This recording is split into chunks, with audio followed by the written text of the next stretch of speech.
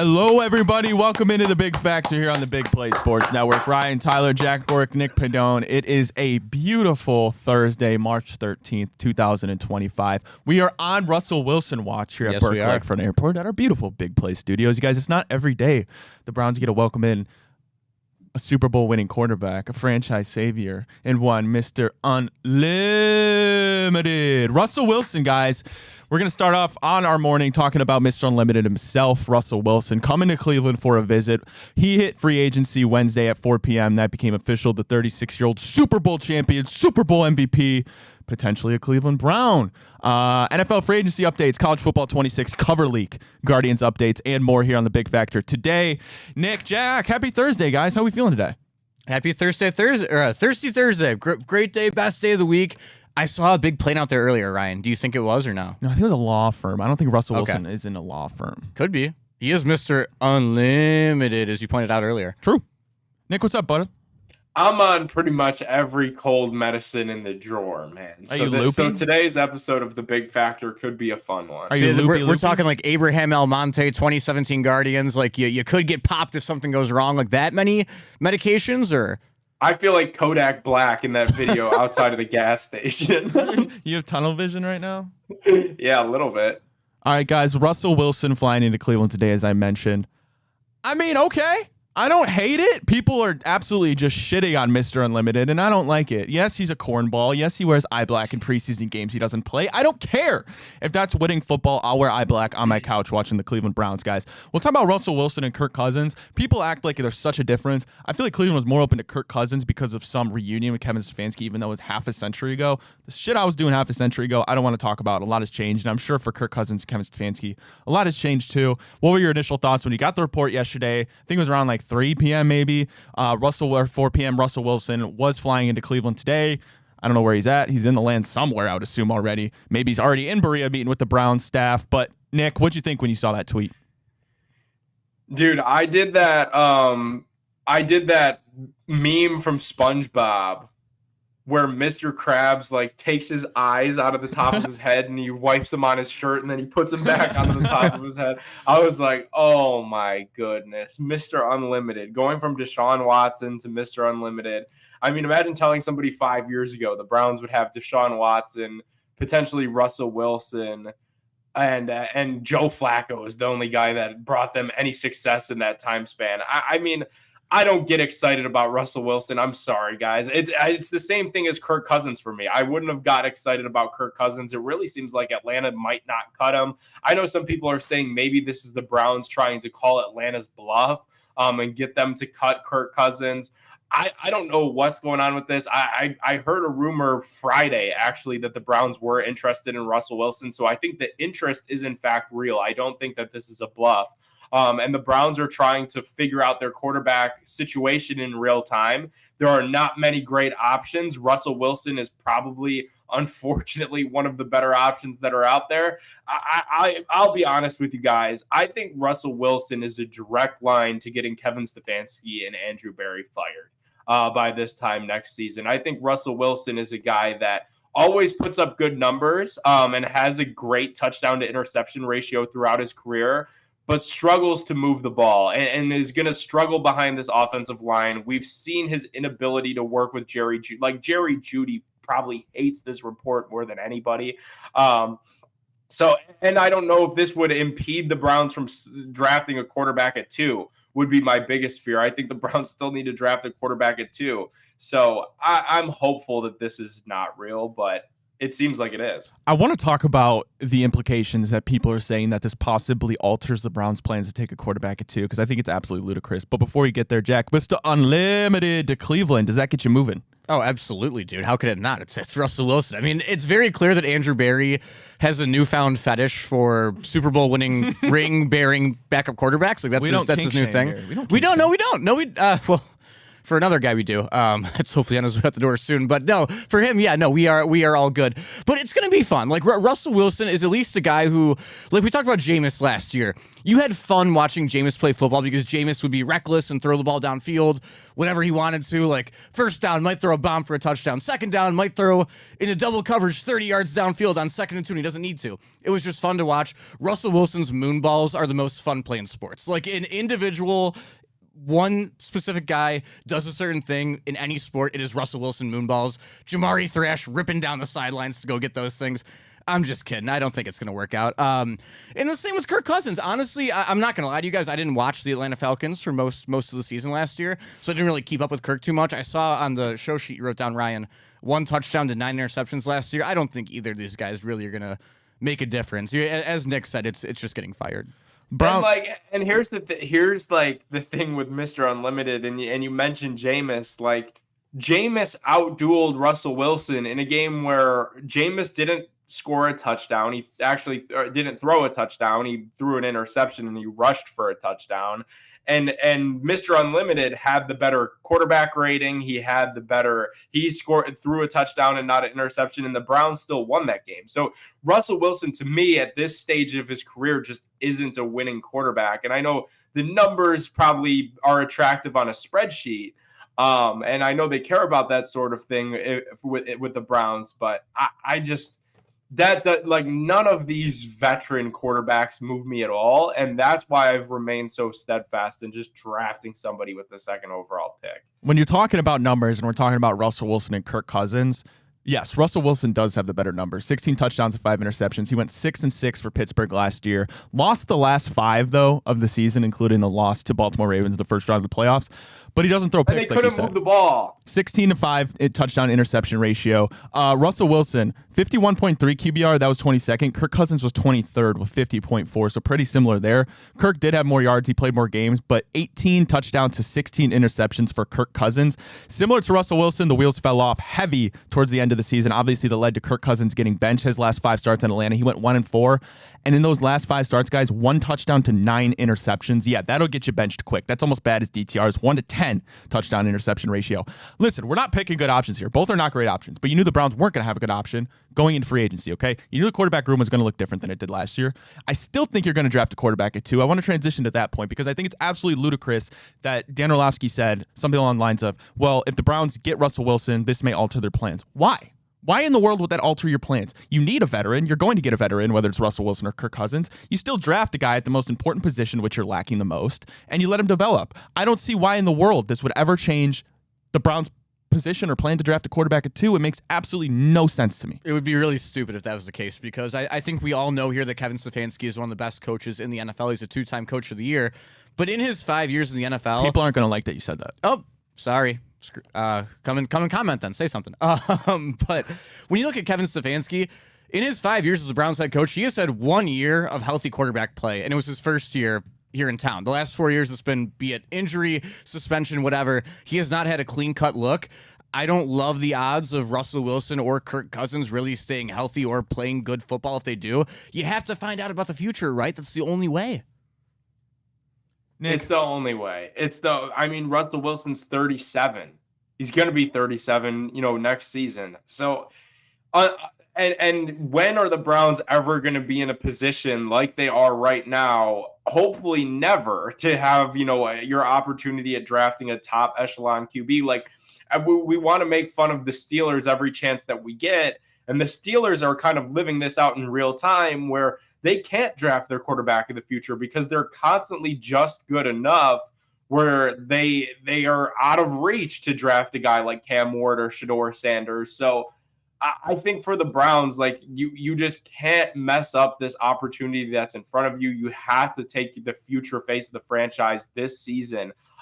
Because if it's a situation where Russell Wilson is Tyrod Taylor and plays 5 or 6 games before handing over the keys to Shedeur Sanders, you hope that season you win 6 or 7 or 8 games. That puts you at about the 15th or 16th pick. Next year, you're not looking at taking a rookie quarterback.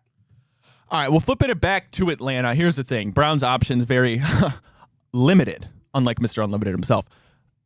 We don't even know if Kirk Cousins is going to be available. We'll go to that point because Right. Atlanta, if he's still on the Falcons roster come March 17th, they're going to owe him another $10 million. Which is Monday. Yes, which is this upcoming Monday. So that decision will be resolved very soon. We see what they do. Arthur Blank saying that they're fine with making him one of the most expensive backups ever behind Michael Penix if something happens to Penix. I don't think they're bluffing because I think what they're hoping is they'll carry him through the season, a quarterback will go down, and somebody will trade a fifth, sixth, take on money for Kirk Cousins. That's what they're banking on, okay? The Browns can't do that, okay? If they're going to get Kirk Cousins, it has to be because the Atlanta Falcons cut him. They can't do that money-wise, and it wouldn't make sense anyway because we know Kirk Cousins is not that good, okay? So I don't know what the Browns are going to do, but right now it seems like Russell Wilson is the number one option. We'll see what he does here in Cleveland. I don't hate it because our hands are tied, okay? I'm not looking at this season as a possibility to win more than 7-8 games. And that's just the reality of it, okay? You're getting a guy in here who you can mentor, help bridge a young quarterback in, whether it's Cam Ward, Shedeur Sanders, probably Shedeur Sanders. And that's what it is. People are so entrenched on being able to flip a franchise around so quickly. I think because you see the Commanders, you see the Texans going with C.J. Stroud and Jaden Daniels, and they reach playoff success. But, I mean, that's kind of the exception to the rule, right? It's more of an anomaly than it is the regularity, I feel like. Yeah. And people need to be okay with that. I mean, I think if they're drafting, I could see a world where, Nick, we talked about the last couple of days on the show, Aaron Rodgers and Jackson Dart being together in Pittsburgh. Do you think they would ever try and pull something like that? Like take Jackson Dart, maybe, or like that with that 33rd pick if he's around still, and just start Russell all of next year? Like everyone knows that, or not everyone knows, but the common consensus is that Jackson Dart's going to need to sit a year anyways. Would that make sense? Because then you can, to your point, Ryan, try and win 8 games, but then also maybe have the quarterback next year without needing to draft him at like 16 or something? I think you'd have to trade back in probably for Jackson Dart. You think so? Okay. I think if you're hoping for him to be there at 33, that this regime always says, and I think it's true, hope is not a strategy. And then same goes for so then if you're sitting at 33, then you're okay with Milroe, who they might like anyways because of the Tommy Reese connection. So never rule that out, I guess. But yeah, I don't know. Maybe I'm prisoner of the moment. Maybe it's because of the Kenny Pickett thing still has a bad taste in my mouth. Like Kenny Pickett, Russell Wilson, like I'm so unmoved by all of this. Like it's really hard to sit down and look and try to find something to be optimistic about. It's hard to find something to really hitch your wagon to right now. And if it's like Russell Wilson and then say they don't draft a quarterback, say they go Russell Wilson and Travis Hunter and try convincing themselves that they can compete for the playoffs in this AFC North, in this AFC period, like it's just going to kind of be a bummer. I don't know. I'm just the outlook is bleak to me right now because none of these veteran quarterback options are good.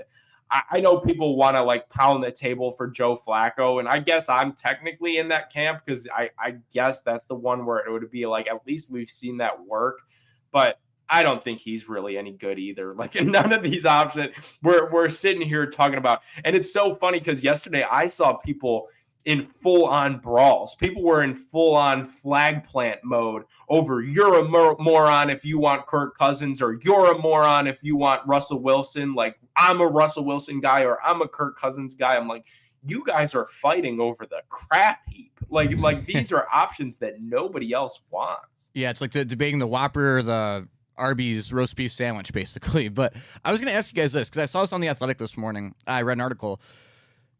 Obviously, re-signing Myles Garrett is a great thing. You're extending the best player you've had since 1999. But if you're looking at the long-term future of getting this organization back to where it is, they had this debate this morning. Do you think Myles Garrett being back long-term actually might slow down this rebuild in the long run versus trading him and getting a bunch of picks and totally pressing that reset button? No, because I think you have to hope. I think you have to hope, regardless of how crummy you might feel right now, because the absence of options with quarterback, you have to hope that the quarterback issue, which has plagued this franchise since 1999, but you have to hope. Throw that out the window. You have to hold out hope that this issue resolves itself in the next 2 years, that this year is a weird bridge of some sort of hybrid between Russell Wilson, Kenny Pickett, Kirk Cousins, Joe Flacco, and a rookie. And next year you have your guy, whether it's Arch Manning next year, whether it's Drew Aller, whether it is Shedeur Sanders in his first full year as the starting quarterback in Cleveland. You got to hope that whatever this is right now, this holding pattern is all that is. and that next year you could start really building the blocks back up when Deshaun Watson's off the books. You could be a little bit more aggressive in free agency. You could spend a little bit more to flesh out the roster, build an offensive line, or rebuild an offensive line, I should say. I imagine you'll be without Bitonio next year. You still need a left tackle. Conklin's getting up there. So you'd be able to spend a little bit more money. I think having Miles is never a bad thing. If you want to hold on to any hope that in the next half decade they could be any good at all, Miles is a part of that equation. So I won't complain that they didn't trade him for 2 late first-round picks. All right, we got to take our first break here on The Big Factor. When we get back, NFL free agency updates. Cooper Kupp officially cut from the Rams. We'll see where he goes. Rico Dowdell to Carolina. Evan Ingram to Denver. Mac Jones to the Bay with Kyle Shanahan, who initially kind of wanted him when he got drafted. We'll talk about that and more when we get back here on The Big Factor.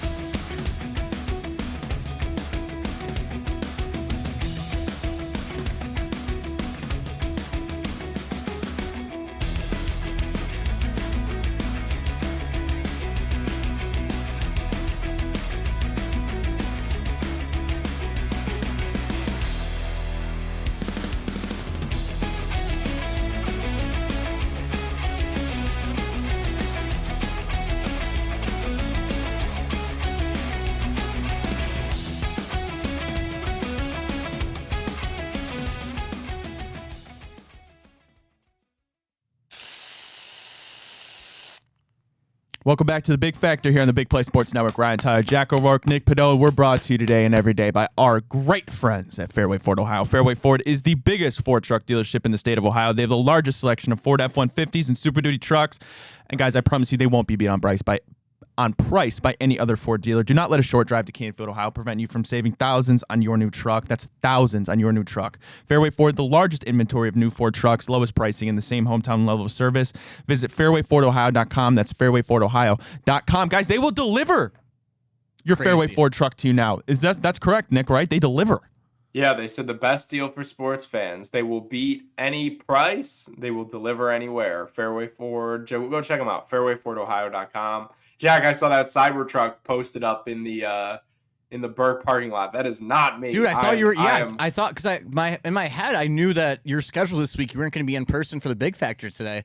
Then I saw the Cybertruck in the lot for the first time. I was like, maybe the kid traded it in. Nope. Here's the issue with the Cybertruck. I'm not 100% sure, and I haven't busted out the tape measure yet, but I'm not 100% sure it's going to fit in the garage. I always feel like that thing could just blow up at any minute. Or somebody on the street will blow it up because they're doing that to Teslas because they don't like Elon. Yeah, I know. One of the two. I've thought about You got to watch out, Nick. I think it's a little I think it's a smidge overblown, especially like over by me. Like in Beechwood is like there's Teslas everywhere. Yeah, it's crazy out there. So I haven't even had as much as like a dirty look or a middle finger. So I wonder if some of that is a little bit overblown. And maybe it's just because I drive like the base Tesla, so it's like I can't really get that mad at me. But I don't know. I haven't ruffled any feathers in mine, and I've had mine for like 2 years now. So leave politics out of it, I guess. Speaking of Cybertrucks, because we'll transition to our next segment. One Cybertruck owner just signed a big deal yesterday in the NFL. Did you guys know that Mike Ford Jr. is heading back to Atlanta? No, I didn't see that. Yeah, I'm sad about that. 2 years, $4 million, and our guy Draymond too, Nick. Yeah, Draymond Jones, Seahawks, good for him. Well, the NFL is the sport that never sleeps, it seems like. Free agency, we are in the absolute midst of it. One of the best times of the year. It's hard to keep my head on straight trying to keep up with all the moves, but the biggest move, not really a move, I guess it was a move. Cooper Kupp cut officially from the LA Rams. We'll see where he goes. We're not that far removed, guys, from when Cooper Kupp went absolutely bananas. One of the best seasons in NFL history for a wide receiver. The amount of records he broke for the Rams and NFL records was quite astounding, coming off an ACL injury. I've always been such a big fan of Cooper Kupp. I hope wherever he goes, I know wherever he goes, he's going to make an immediate impact. It's Puka Nacua time, and obviously you bring in Devontae Adams. That's fine. I think Cooper Kupp will be a New England Patriot is my official prediction. I think it makes way too much sense. You bring in a veteran for Drake May, a guy who has a success, playoff winning, won a Super Bowl. You bring him into that culture, somebody that you know you can rely on with very steady hands. I love Cooper Kupp. I'm not going to sit here and say come to the Browns, although, Jack, you might. I'm not saying that he's going to come to the Browns, but I would love to see the 3 to 4 slideshow that Andrew Berry has prepared for Cooper Kupp to try and convince him to come to Cleveland. Like, look at these arms, you can come play quarterback. That would with. play into his fetish. Cooper Kupp? Yeah. Oh, AB, yeah, another Super Bowl bear. Yeah, that would work. And he went to Eastern Michigan, right? Or he went to an Eastern Washington. Eastern Washington, I believe. Okay, Eastern so Washington. he's used to the weather. Yeah, come on down, Coop. Nick, where you see Cooper Kupp going? I'm for it. Yeah, I think that Cooper Kupp has to go to a location. Well, it doesn't have to. He could do whatever he wants. But I think the best outcome for Cooper Kupp is going to be becoming a security blanket for a young quarterback. I like New England, Ryan. I think that's a good take out of you.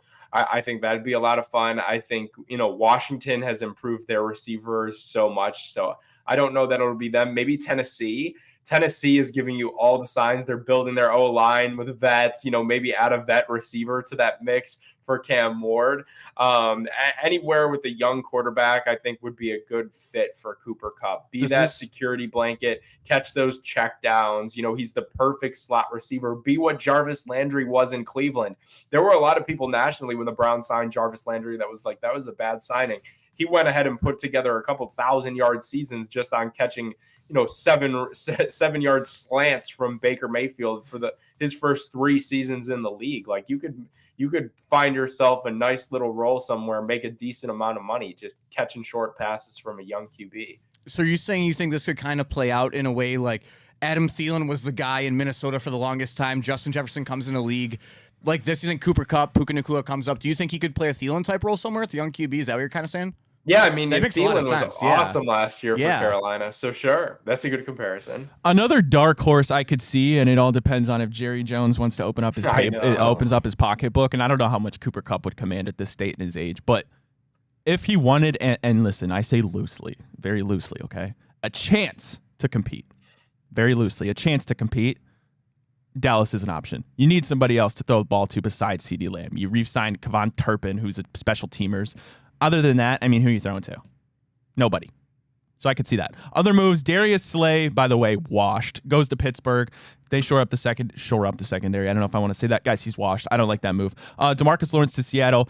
Rico Dowdell to Carolina. They got rid of Miles Sanders. Evan Ingram to Denver, which I really like. Denver in the next couple years, guys, is going to be a great team. AFC West is very interesting. You obviously have Mahomes. You have Herbert on the come up with Harbaugh. Denver last year, I don't think it was a... What do I want to call it? I don't think it was a fluke. Yeah. I think Bo Nix is actually the real deal, and I think Sean Payton's a great coach. Yeah, it comes down to Sean Payton. I think that's the biggest thing once again is there was almost a knock on him for a couple of years there between when the Russ stuff wasn't working out. Like, was Sean Payton magically just a Drew Brees merchant after he was assumed to be a great coach for a long time, comes back out, does with Bo Nix, and a lot of people, and not that we don't remember this, but a lot of people were kind of shitting on Bo Nix when he came out in the draft. Yeah. There was all the talk of how could he go and he's going to win the Heisman this year. My hand's raised right now. I was shitting on Bo Nix. I completely admit it. Yeah, I thought he was going to suck too. But turns out he doesn't. Guys, we didn't really talk about this, though. Daniel Jones going to the Colts, competing with Anthony Richardson. Guys, is Anthony Richardson ass? I thought he was going to be so good. I just said, if you're the Browns, you feel pretty crummy about your options. I mean, that's a crummy QB battle there, especially because, the Colts have pieces. The Colts don't have to be this bad. And I know they feel like Daniel Jones is probably an upgrade from Joe Flacco to push Anthony Richardson. If this is truly a quarterback competition, the Colts better hope that Anthony Richardson wins it, because you get put in a really weird spot where your former first-round pick isn't going to be the face of your franchise and you're benching him for Danny Dimes. That's just – they need to hope that Anthony Richardson wins that. It's such a weird story with him, too, because the guy didn't play a ton of games in college. He actually also didn't play a ton of games in high school, gets the NFL, gets hurt. And I hate to sound like an old head, but I think his career in Indianapolis died the millisecond that he tapped his head and checked out of that game. Like, that is something because I Guess I wasn't talking on air whenever that was a year ago. That's one of the most unbelievable things of all time you'd ever do that in game. I think he lost the locker room the second that happened, and I can't claim this joke/thought as my own, this next one, but I did see a tweet that was like the best ultimatum you could ever give a quarterback is go beat Daniel Jones for a quarterback battle. You have to win it if you're AR-15. I refuse to give up on Anthony Richardson this soon, and I hope the Colts don't. Obviously, it's going to be a battle, but like, he's an interesting case study. An absolute freak of nature. Okay, he runs as fast as Lamar Jackson. He's as big as Josh Allen. You don't see that often, and that's why he got drafted. You're right, Nick. The Colts aren't something to scoff at. Adonai Mitchell, you just drafted. You got Josh Downs, Alec Pierce, Michael Pittman, and Jonathan Taylor, by the way, who got a bag, and he's pretty damn good. Like, the Colts shouldn't be that bad. They have and the it's pieces. good defense. Shane Steichen is, I don't know, and I don't know how Chris Ballard still has a job. That blows me. I think since 2017, I believe every single team in that division has won the title twice. Colts haven't won it once. How does he still have a job? I don't know. That's a great question. Ryan? He doesn't blow me. Well, he does. Pause. He blows me mentally. Mentally Right. blows me, if that makes sense. Yeah. Yeah. I think Anthony Richardson, give him another year. I think he'll beat out Daniel Jones. And you're right, Nick. If you lose this battle to Daniel Jones, oh boy, is it loud in Indianapolis. That would Nick said it earlier. That would be an awful look if you take him in the first round. You lose it to Daniel Jones. Not even the first round, guys. He's a top 5 pick. He was top 5. Yeah, right. Yeah. Yeah, I dude. didn't. Wow. Oh wow. That would be bad. It would have been the iteration of Trey Lance. You know, Trey Lance is a free agent. That's my question, Nick. My ultimate question. How ass is Trey Lance? How is he not on a team? Like, I get it. You have, what is it? He'll be going into his fourth year.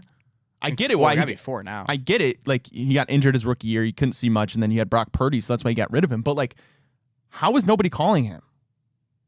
He's not that I don't tall of a know. dude, Like, right? is he that ass? He's got to be. I mean, I was he's a wondering weird when you scenario. signed when you traded for Kenny Pickett, you had to give up a draft pick, which is the 5th, whatever. But like, not taking a flyer on a guy like Trey Lance, obviously they know more than I do. He just must be garbage. Is Malik Willis on our roster right now? Is he still in Green Bay as a backup? No, I don't. I think he's a free agent. He's a free agent. He's another interesting one too that maybe someone will take a flyer on. All right, Mac Jones headed to the Bay, San Francisco 49ers. Speaking of top 5 draft picks, busts. He sucks. Now he's going to San Francisco to back up Brock Purdy.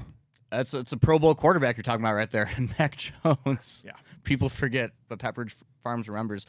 Yeah, I mean, the best case scenario for him will be, the ideal. He signed it. He's no dummy. He wants to be the next Sam Darnold. He wants to go sit there, learn from an offensive guru, a total genius of the sport. We know teams will be looking for quarterbacks next year, and we're all gonna get tired enough and have enough names to throw out by the middle of March next year that Mac Jones is gonna pop up for the Colts or some shit. So yeah, Mac Jones will back up for a year and find his way to being the Tyrod Taylor for a really bad football team next year. Fat Mac Jones. Go back to that picture of him smoking the stogie in the locker room with his gut out. And he's probably the first, I would have to guess, the first national championship quarterback with a DUI mugshot before the national title win. I'm sure there's been some after, but you got to think he's the first one who could put his own face on a t-shirt as soon as he won a title. He beat everybody to the punch, I suppose. All right, we got to take another break. When we get back, college football 26 cover leaked potentially. It looks like garbage, guys. I'll be honest with you. We'll talk about that and more when we get back here on The Big Factor.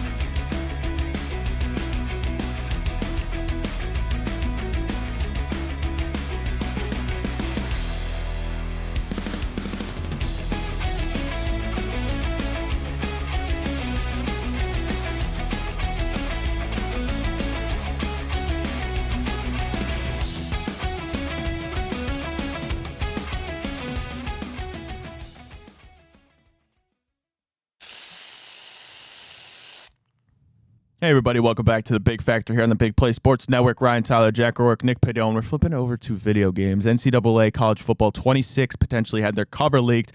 Athletic confirmed that, guys, it wasn't photoshopped. It's a real photo. I'm going to throw it up on the screen right now. It's not pretty. It's dark. I'm sorry for the brightness. I can't control that. This is the only image out there. But players on it include Caleb Downs, Jeremiah Smith, DJ Lagway, Grant Nussmeier, Nick Singleton, Ryan Williams, Jeremiah Love, Dylan Stewart, Bryce Underwood. I don't love the look. Why is there so many people? Did you guys enjoy NCAA 25? Oh, I loved it, Ryan. You know damn well that I loved it. But that is, I'm sure we can get into. There's a billion ways you could go with this. The who should be the cover? What's the max of people on the cover? I have a billion thoughts. I might even need to be prompted on thoughts to give you a direct answer. But that looks terrible. Get James Franklin. Why the hell is James Franklin on the cover of a video game? Yeah, that makes me want to vomit. What has he done in his? What is he? 2 in 10,000 against top 5 teams since he's a head coach. What is he doing on the cover? Same with Lane Kiffin, right? That's the Lane Kiffin. I mean, the only Lane Kiffin is relevant because he brought back the baby blue jerseys, and you see him following 19-year-old girls on Instagram every single day. That's why Lane Kiffin is in the news cycle. He also should not be on the cover of that video game. The only man who was a current coach that should be on the cover is, you can give it to Ryan Day because he's the defending national champion. The rest of the guys. Oh, I didn't see. Is Ryan Day on there? Yes, that is the rumor, I believe, based off what the Athletics said. That Ryan Day, Kirby Smart, James Franklin, Kenny Dillingham from Arizona State. That's another weird one because they have Kenny Dillingham and Sam Levitt, that quarterback, who I don't think is that good. Also, what's with the angle? That's what I'm saying. Really it weird. Looks like they took this on like an iPhone. And why? It's not centered. Like it's like, hey, everybody show up, stand in these bleachers. I'm gonna pull my phone out and take a picture. It looks so bad, but it doesn't surprise me. I have such a gripe with NCAA 25, and I'll tell you exactly why. Because I've put so much of my time, blood, sweat, and tears into Ultimate Team, and they just stab you in the back. The cards they make are absolutely awful. They're repeat cards. I think they changed who makes the cards. They had to have, because it has gone so downhill since the first couple of seasons of Ultimate Team. I don't know if anybody play Cut in NCAA. I know you play. What's the mode you play a lot, Jack? I play a lot of Dynasty and Road to Glory. I don't play a ton of. So I only Cut. really play Ultimate Team. And I don't want to. I don't care to say how much money I've spent on the game on the air. It's more than $100. That's for sure. And just multiple transactions. I paid $100 for the video game in the first place. So you're welcome, EA. But they just do us so dirty. The Cut Legends. It makes me sick to my stomach. I never got into Cut. I don't know. I'm probably just not good enough to play Cut. I would get shit on by everyone. Don't get me wrong. So that's why I'm not out there. But all right. Like, Grant Nussmeier's not good. I'm sorry. DJ Lagway's interesting. No. That's what I was gonna say, dude. DJ Lagway, as of right now, like as of today. This could be clipped. This could be wrong. Florida could be the national champions. I know Florida already has that early momentum in motion for next year. But sitting as of today at this exact moment right now, DJ Lagway is the worst athlete to ever be put on the cover of a video game in terms of what their past production in the sport. I think DJ Lagway had like 12 touchdowns and 9 picks last year. He's got aura, what the though. hell is he doing on the cover? He's got aura. And he barely had a positive touchdown interception ratio. So I don't give a rat's ass about his aura. I mean, that's embarrassing. Yeah, I got to be honest. That's worse than James Franklin. This is one of the worst cover arts I've seen in quite a while. Like, there's mascots, too. The Oregon Duck. Where's Brutus? Yeah, why the hell is Indiana's flag up there? They're the 85th best team historically in college football. Yeah, I mean, I hate to say it, I'm going to buy this game because I know I will. I know I won't be able to resist and give them more of my money. I'm going to buy the deluxe version. Yeah, me too. Oh, don't get me wrong, but fellas, we could have done. And thank God, thank God we got the chain gang out there too. We got the line post. James Franklin is such a clown. What did he do to deserve to be on the cover of this game? Put Keegan Michael Key on it. Yeah, I do like that they showed some love to the running backs. I mean, obviously, I got my guy Jay Love, Jeremiah love that, but Nick Singleton also very deserving of the cover. I honestly, in a weird way, I think the coolest cover they could have done this year would have been like a Penn State Singleton, Allen, and Drew Aller, because those are like the 3 biggest core returning stars for one football team, I would say. I don't know what they're doing over there at EA. We'll see. Anybody getting the show?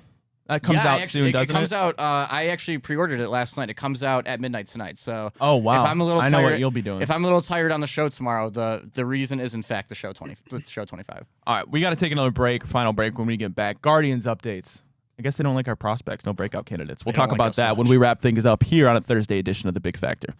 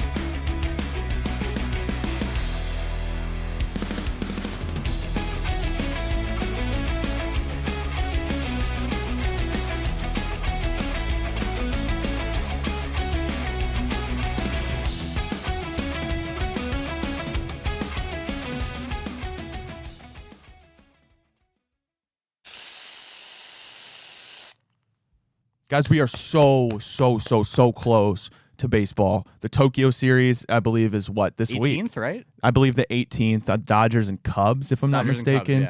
Cubs, kind of cool, though. 2 Japanese pitchers starting in that game. Yamamoto and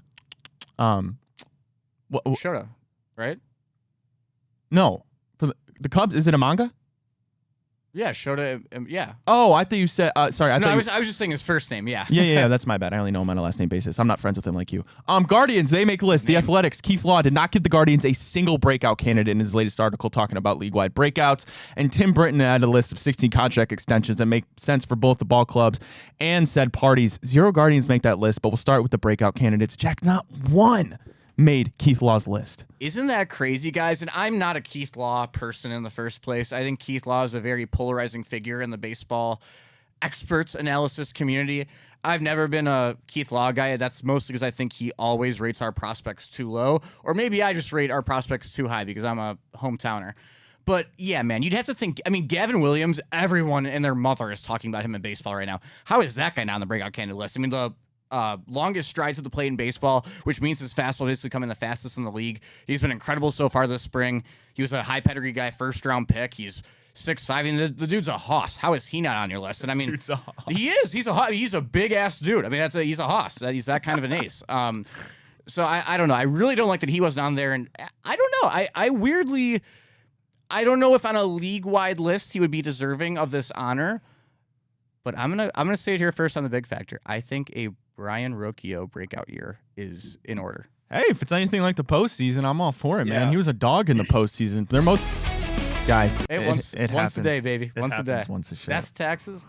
Death taxes and me fucking up once a day. It happens. I wouldn't be shocked. I mean, well, actually, I take that back. I would be shocked, but it would be awesome if Brian Rocchio had a breakout year. I wouldn't be that shocked. I think he found something in the play. I think there's something to say that in sports, sometimes you find something. And I think he found something and down there hitting in the friggin' 9-hole of all places. That's where we were getting our most production. It was crazy. It was like, oh, God, you had to suffer through the catcher, whether it was Naylor or Hedges. And then when Rocchio came to the plate, you finally got to breathe a sigh of relief that somebody could get on base for Quan in the top of the order. So maybe mentally found something. I really hope so. Me too, Nick. And the one thing that just scares me so much is this happens like once a year for every single team. Like you guys know, like the guy comes back into camp in the best shape of his life, all that good shit. Hey, but according to Bob DiBiasio, Will Brennan, I told you, been hitting the weights. Maybe it's his breakout season. It could be. Or it could not be. Brian Rocchio, though. They know for a fact he put on some muscle in the offseason. He didn't even go back to Venezuela. He stayed in the States the whole entire offseason to lock in on his grind. So you guys know what that means. Brian Rocchio will either hit 280 with 15 home runs and be our number 6 hitter and future shortstop by the end of the year, or he will hit 140 and quake out by May. Those are the only outcomes that are possible. Yeah, I suppose. One of two ways. No median ground there for Brian Rocchio, according to Jack. All right, contract extension, Tim Britton list of 16 that made sense for both ball clubs and said parties. 0 Guardians make the list. That's not good news. Although, what does Tim know? What does Tim know? Yeah, what does Tim know? Tim knows more than the three of us, and that kind of scares me that Stephen Kwan and Tanner Bybee were not on that list. And they broke this down into tiers. Like there was Cade Smith. What? No Cade Smith. I mean, that's the thing is like most teams don't extend relievers like that. We actually weirdly do. So yeah, I would totally add Cade Smith into that group. But man, that's kind of concerning because they were all guys who were in the ilk of like a Stephen Kwan, like 2 to 3 years in the league now. He's been a star the whole way. Time to lock him up. It really concerns me that him and Bybee are both not on there.